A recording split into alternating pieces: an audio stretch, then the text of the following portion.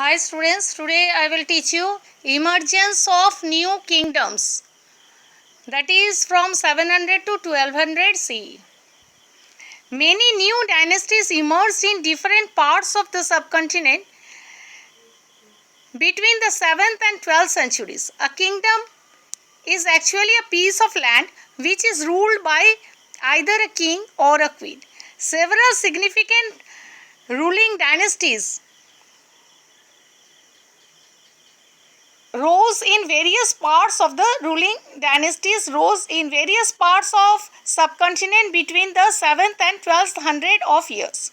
By the 7th, there were huge land owners or warriors in various areas of the subcontinent. Existing rulers frequently recognized them as their samantas or subordinates. They were required to bring peasants for their rulers or overlords and furnish them with military help. Some such kingdoms were those of Rashtrakuta, Chalukyas, Gurjaras, Pratiharas, and so on.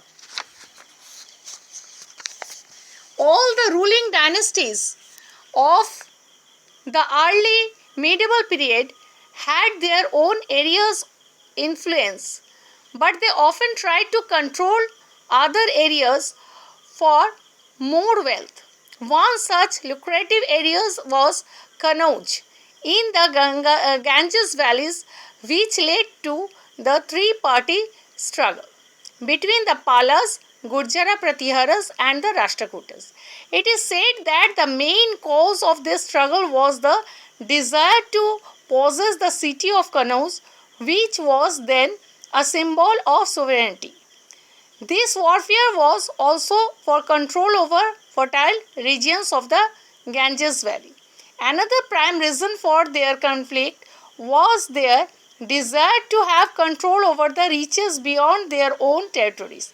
This was possibly because the rulers needed huge amount of wealth to enhance their military powers. They also tried to demonstrate their powers and resources by building large temples. Thank you.